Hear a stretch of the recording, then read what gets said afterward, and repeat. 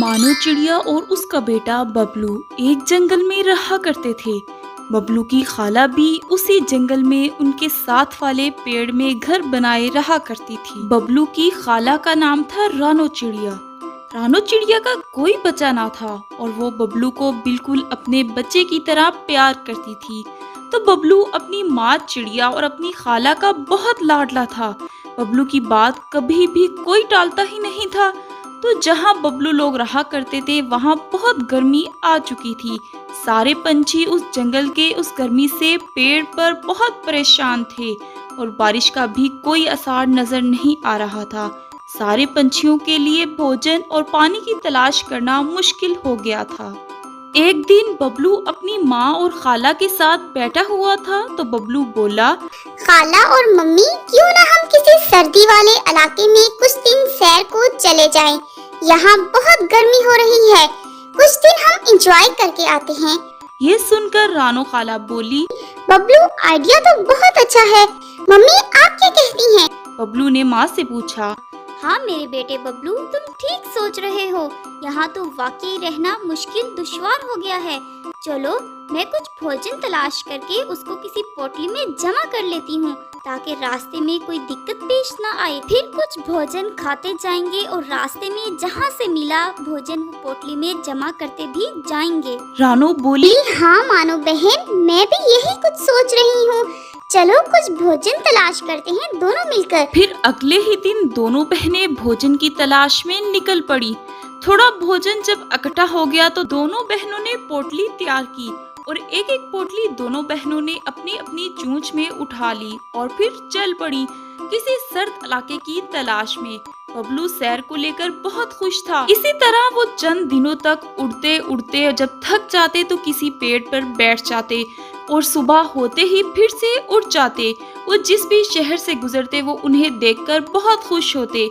चंद दिन के सफर के बाद वो किसी बर्फानी इलाके में पहुंच गए। वहाँ कोई भी पंछी उनको दिखाई न दिया। उनके पास कुछ भोजन तो था लेकिन वहाँ सर्दी बहुत ज्यादा थी और वो सर्दी को बिल्कुल बर्दाश्त करने के काबिल नहीं थे क्योंकि उन्होंने सारी उम्र गर्म इलाकों में गुजारी थी। बबलू बोला, मम्मा, मुझे तो यहाँ बहुत ठंड लग रही है। मानो बोली, तुम परेशान ना हो, मेरी जान में कई से लकड़ियाँ ढूंढकर आग का इंतजाम करती हूँ। रानो चिड़िया बोली, यहाँ तो हर तरफ बर्फ ही बर्फ नजर आ रही है। मुझे तो कोई भोजन, पानी, लकड़ियाँ, पंछी नजर नहीं आ रहे।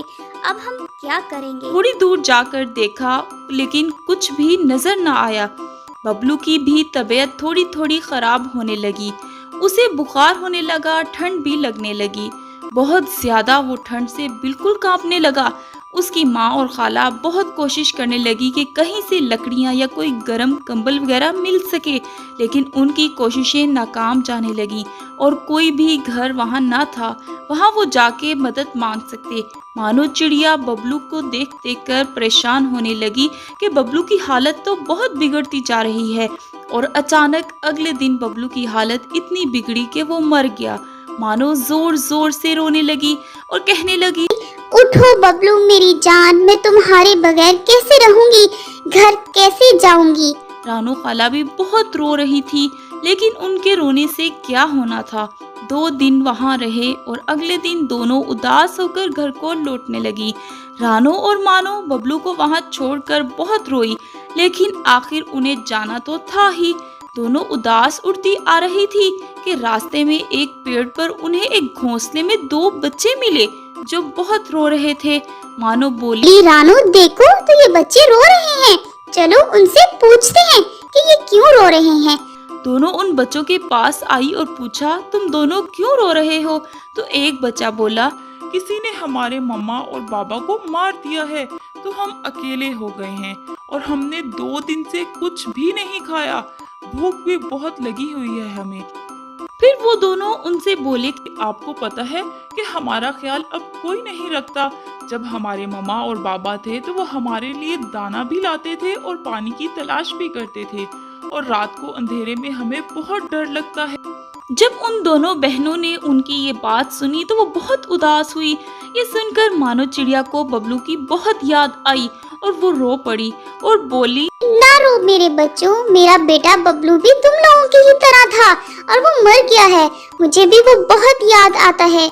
चलो हम ऐसा करते हैं कि तुम बच्चों को अपने बच्चे बना लेते हैं। रानो भी मानो की बात सुनकर उससे कहने लगी, ये तो बहन आपने मेरे मुंह की बात छीन ली और ये तो बिल्कुल बबलू की ही तरह लगता है। आज से हम इन दोनों की हिफाजत करेंगे और इनका भोजन और पानी की तलाश भी हम ही करेंगे और इन दोनों बच्चों की हम माएँ बन जाते हैं और इस तरह इन दोनों बच्चों को डर भी नहीं लगेगा। बच्चे भी उन दोनों की बात सुनकर बहुत खुश होते हैं। फिर मानो चिड़िया रानो चिड़िया से कहने लगी, ये देखो मेरी बहन, ये तो मुझे बिल्कुल बबलू की ही तरह ही लगता है। और फिर वो उस बच्चे से कहती है, आज से तुम मेरे बबलू हो। और दूसरा रानो खाला का बेटा बन गया। बच्चे भी ये सुनकर बहुत खुश हुए कि उन्हें माएँ मिल गई। और फिर मानो चिड़िया ने अपने बेटे का नाम रख लिया बबलू चिड़ा और साथ ही रानो चिड़िया ने रखा अपने बेटे का नाम घोघो चिड़ा। ऐसे रानो और मानो चिड़िया अपने अपने बच्चे को लेकर खुशी खुशी अपने घर लौट आई और अब सब कुछ ठीक हो गया था और सब बहुत खुशी से रहने लगे। और रानो और मानो ने उन दोनों बच्चों को कभी भी कोई मुश्किल पेश ना आने दी, उनको बिल्कुल बबलू की ही तरह रखती और उसी तरह उन्हें कभी सैर पे भी लेके जाती। इसी तरह वो दोनों बच्चे भी बहुत खुशी खुशी रानो और मानो के साथ रहने लगे और उन दोनों को खुश देखकर रानो और मानो भी खुश हो गई और इसी तरह सब मिलकर खुशी से रहने लगे।